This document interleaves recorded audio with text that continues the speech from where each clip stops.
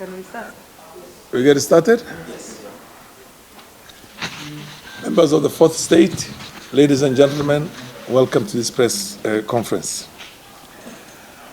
We, the members of parliament, from the refugee hosting communities in Garissa County, having hosted refugees for over 3 decades, and our people having shown great magnanimity and hospitality, would like to air our displeasure and anger on recent occurrences as relating to the conduct of the Principal Secretary for Immigration Services and the United Nations and the United Nations High Commission for Refugees. The Ushirika plan, which basically is the one of saying integrating the hosting communities and the refugees, currently being spearheaded by the Department of Refugees and UNHCR, is undertaken without any form of public participation and engagement with political leadership, local civil society organizations, the refugee hosting communities, the refugees themselves, and all other critical stakeholders as provided under Article 10 of the Constitution of Kenya 2010. Instead, the department has at best been engaging itself occasionally with the county government of Garissa. This gross violation of the principle of the Constitution cannot be allowed to continue. We therefore demand for cessation of all talks being undertaken under the Shirika plan or the integration plan before substantive engagements is done with the refugee hosting communities as well as all the other stakeholders I mentioned. The Refugee Affairs Secretariat under the leadership of the Principal Secretary, Professor Bitok, is highly mismanaged and a den of nepotism and favorism. It is important to mention that 5 out of the 6 recently recruited Assistant Commissioners of Refugee Affairs hail from Professor Bitok's community. 5 out of 6. 5 are Kalenjins, 1 is from another community. That all the personnel in the department, save for 2, hail from other than the refugee hosting affairs, refugee hosting areas. Professor Bitok therefore runs DRS, the Department of Refugee Affairs Services, as a close-knit cartel of stooges. We therefore demand for immediate cancellation of all the recent recruitment spending an independent human resource audit by an independent government entity.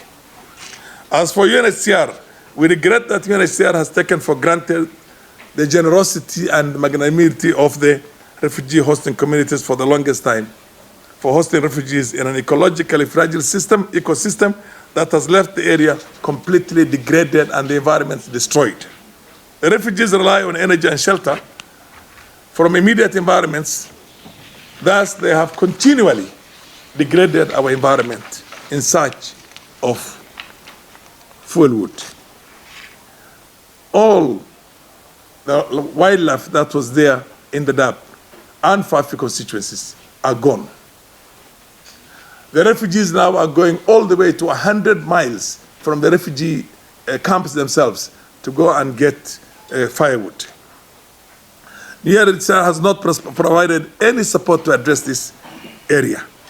Less than 2%, usually allocated for energy provision, is far less than the needs of the refugees. Of the budget of the United Nations High Commission for Refugees, less than 2% is allocated for energy. We find it bizarre that a UN agency that ought to espouse the highest standards of international environmental principles operates with wanton disregard to the refugee hosting areas' environment. The irresponsibility of the UN Refugee Agency has occasioned refugees to rely on firewood fetched from all over, as much as 100 kilometers, 100 miles in every direction. In the world where refugees use firewood as their source of energy, the Dab and Hagadera and what do you call Kakuma are the only refugee camps in the world where firewood is used for energy. In any other one, they are given ethanol, am I right? Sure. They are in any other, all over the world. Ethiopia, just next door here. Dolo. The refugees, they are not allowed to go and cut trees. The UNHCR supplies them with ethanol for their energy. The United Nations World Food Programme uses heavy trucks to transport goods to the Dadaab and has completely destroyed the road network and has led to areas being cut off from road transport during this El Nino period. Despite decades-long calls for tarmacking the Dadaab-Garissa Road in order to sustainably address the perennial road network, WFP has not, and the other UN agencies, offered to undertake the most minor road works. Instead, they have worked towards exacerbating the already critical situation by putting huge and overloaded trucks on a poorly maintained roads that are not all-weather. Finally, during these trying times, when a severe drought is closely followed by flash floods occasioned by the onset of El Nino, UNHCR, which is the lead agency within the refugee camps complex, hasn't found it necessary to initiate an emergency response program to the refugee hosting communities of Fafi and Dadaab. We find it utterly unconscionable that UNHCR hasn't found it appropriate to trigger an emergency response to alleviate the loss of lives and the livelihoods for the refugee hosting communities as well as the refugees themselves in those areas we mentioned. We therefore urge that first, the government takes immediate steps to address the issues that we have now said in as far as the management of the Department of Refugee Affairs is concerned, or Refugee Services. For your information, out of 70 employees who work at the headquarters here for DRS, only 2 of them come from northern region. Not even from Dadaab and Fafi, but from northern region. Only 2. The United Nations High Commission for Refugees has got an office here, and I think they employ more than 2,000 people. You'll not find a single person. There's only one person that we know who works in the offices of UNHCR here, and that's my own son, and I have to declare that interest, who basically is one of the junior staffs. Nobody else comes from Dadaab, nobody else comes from Fafi, and hardly anybody comes even from Kakwa. The Turkanas are as marginalized as we are. Just the other day, Bitok employed 20 clerks, permanent clerks. None of them comes from the north. None of them comes from the refugee hosting areas. They are all split up between Kalenjins and other so-called shareholding communities of this government. So, we want to say, UNHCR, the community will not accept this any longer. We are telling the Kenya government, under none other than the president himself, move fast. Send in your own team to investigate these things and do the needful.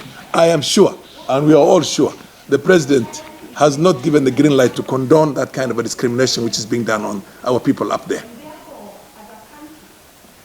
The government, along with the UN bodies, have got to initiate also processes in the soonest possible way to make sure that the roads that have been destroyed over the years, that we get a tarmac road all the way from Garissa to the places we mentioned. We have decided, as members of parliament, I am the member of parliament for Dadaab. To the left is the member of parliament for Fafi, who is also the secretary of the NEP PG parliamentary group. I am the patron of the NEP parliamentary group.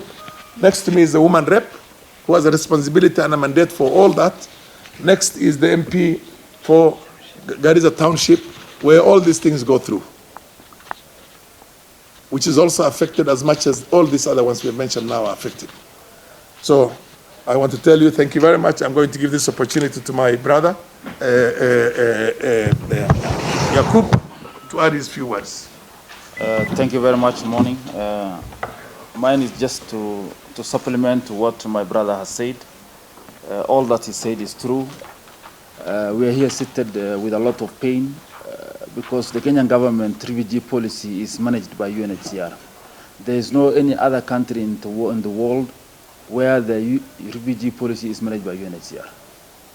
DRS is funded by UNHCR.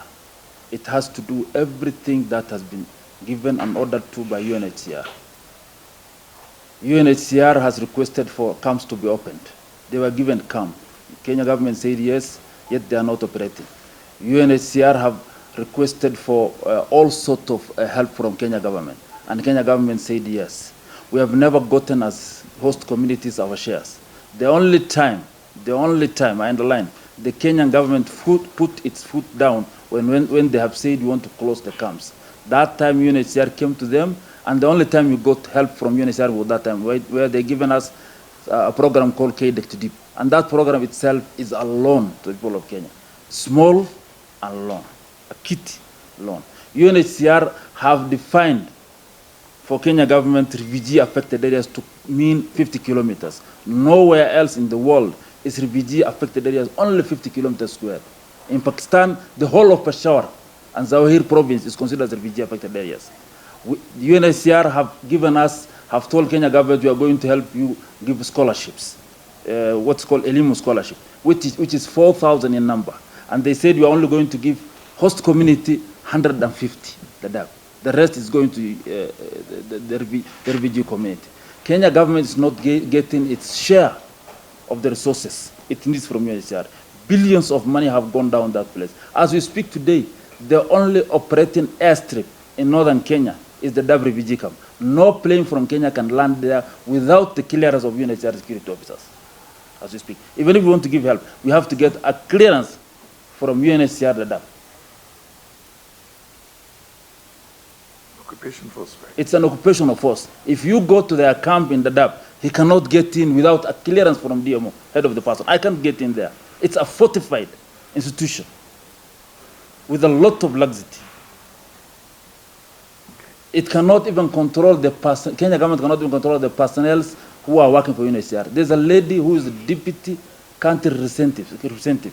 She's the one who is running the Kenya refugee policy. She's called Ivan. She has been here for the last 15 years. Every time she finished 3 years, she's taken for a small operation somewhere else, 3 months, she comes back. Ivana. She left the last 4 months, she's back again, just to make sure the Ushirika plan goes through. Ushirika plan is a hoax without the consultation of the community. We have never been consulted. The host community doesn't know what's going on. The refugee doesn't know what's going on. As he said, the only place in the world where refugee fuel is sourced from fossil fuels is the Dab refugee camp. No, it's sourced from the environment. From the environment, fossil fuels. Yes, from the environment is the Dab. Dolo is not there. And this firewood is gotten from as far as 500, 600 kilometers up to Bodai, up to Balambala Danyere. That's where the firewood is not coming from. UNHCR doesn't want to hear that. They say we are going to help the security forces there. The only forces they're helping is the one which has been attached to them. Protecting them. 5 kilometers outside the depth, they will not give even a single coin for fuel. They have gotten a safe haven to work in this country. We are telling the Kenya government to put its foot down. We are talking to the professor, telling him that the refugee affairs you are running is a refugee affairs service being run and controlled from Geneva. It's not us to go to Geneva and ask for funds. It's them to come here and bring the funds. We should not be going as a community to go and look for funds there. We are holding these refugees, we are giving them the generosity to host them. We cannot talk today and say that the road linking the Dab to Garissa is not tarmacked. While 1 billion was the budget of UNHCR for every year for the last 30 years, $1 billion US. They could not even tarmac the road they're using. It's only them who are using those roads. The trucks, the foods, everything, that's the road they're using. They have never paid even a coin for that road. The Dab could not have been like this today, and Fafi could not have been like this today. We are asking Kenya government to take its foot down. It's not a matter of talking to the governor, it's a matter of talking to the host community. We are crying with a lot of pain, saying that the next 30 years of this generation UNHCR has started, of refugees in the camps have started. We want this next 30 years. It's not a matter, we want this next 30 years to be not 30 years of talks, deliverance, and action, so that the host community can get the benefits it deserves. Otherwise, we will not allow this Jericho plan to go on without the consultation, engagement, and ring-fencing of the host community. That's our take.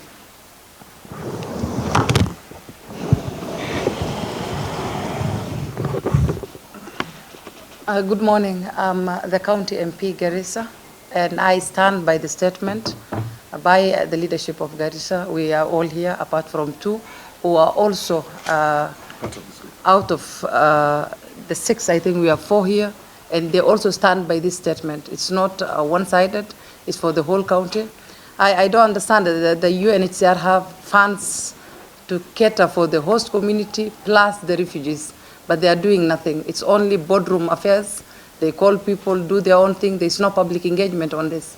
And unfortunately, we have floods now. The UNHCR and the Refugee Council have not done anything for the host community. At least they will have managed the roads, as my brothers have said. There is no road to the Dab, it's cut off. And as Fafi MP said, if you want to go to the Dab now, you have to have permission to land in the Dab. So I wonder, are we the refugees or we are the host of the refugees? Are we the one who hosting them, or is UNHCR hosting the leadership of Garissa County and its people? So with this, we say they better come clean. They want to bring a bill to JLAC. I'm a member of JLAC. The Deputy Speaker, Farah Malim, is also a member of JLAC. We will shoot everything down until our demands are met. That is the statement. We stand by it. And if there is anything that they want to tell, let them tell the leadership of Garissa County and have public participation on the ground. About recruitment, how can you recruit someone who doesn't even know, who has never hosted refugees? We have been with them for over 30 years. We know what's happening. I think the recruitment will be from people from the north, not necessarily from Garissa, but at least from Turkana and the rest of the northern counties. Hosting communities. We don't mind a Turkana being recruited. We don't mind any, but not people who have never hosted refugees and don't know the problems. That is nepotism. And we don't have trees. With this climate change, at least UNHCR will be having programs for the mothers and youth in Garissa County to be planting more trees in that area. There's nothing going on, and we will not be entertaining anymore.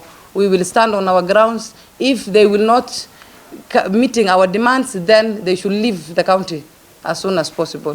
Thank you very much. Thank you very much, members of the press. As have been said by my colleagues, that it's a long time since this refugee issue was with us.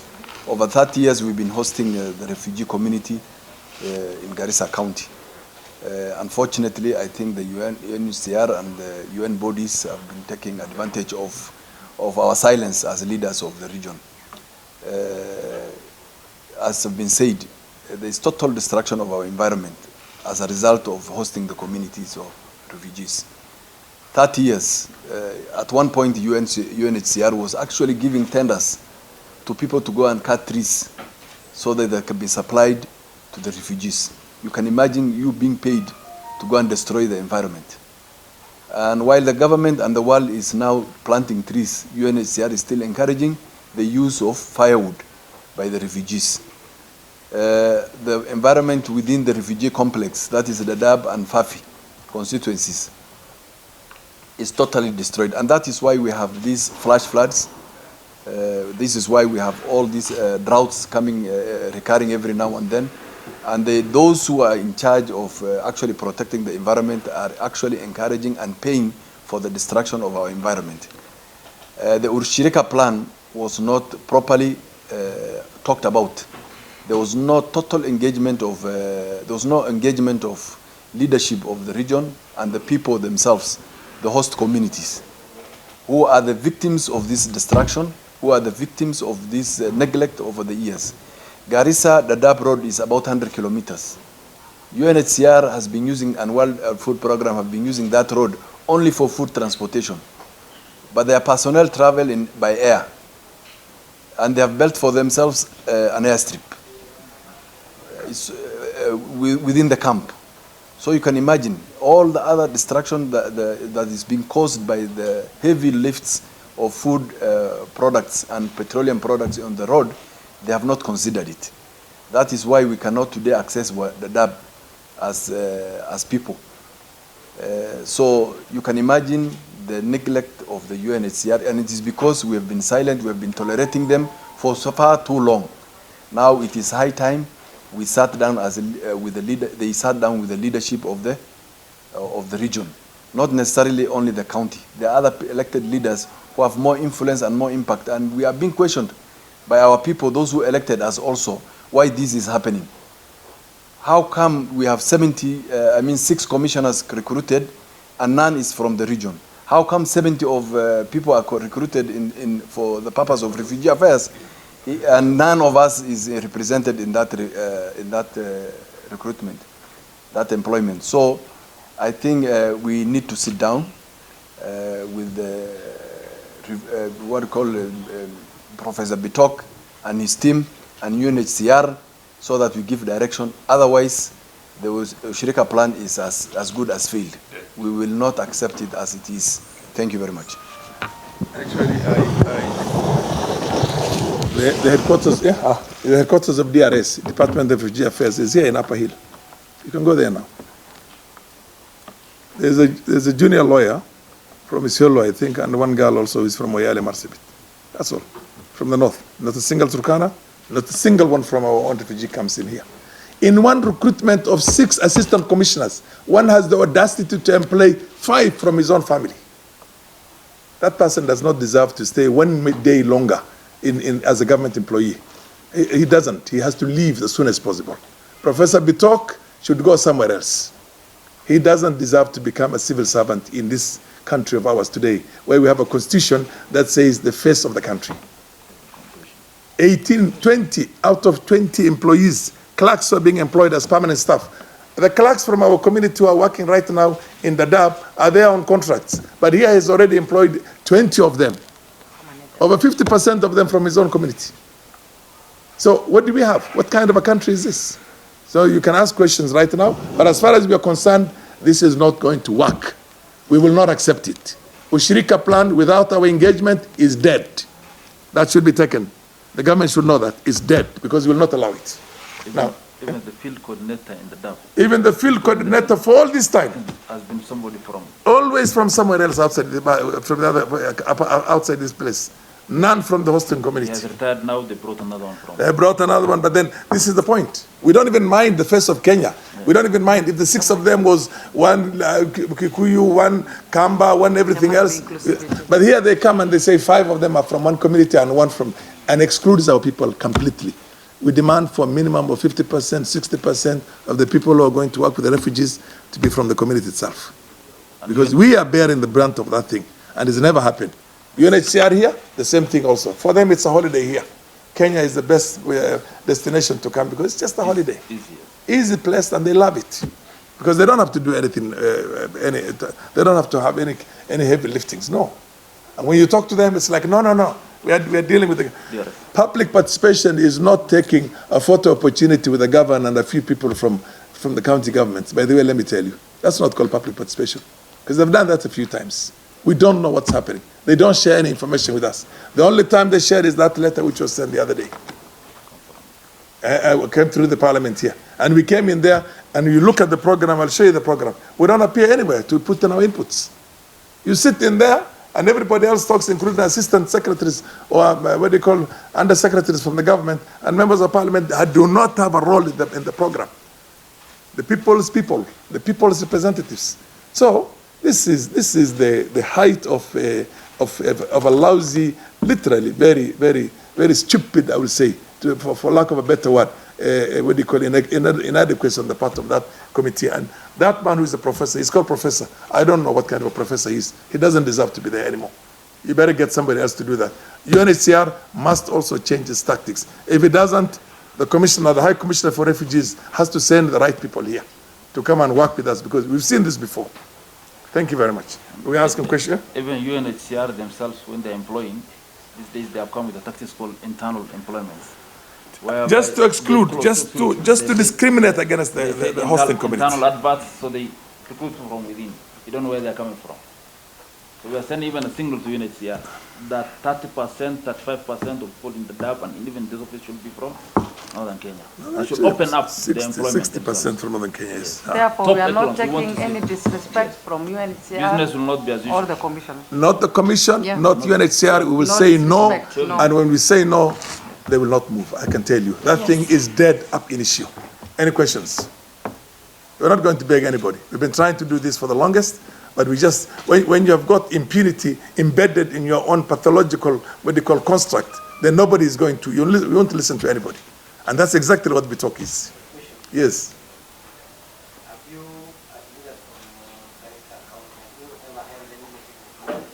Yes.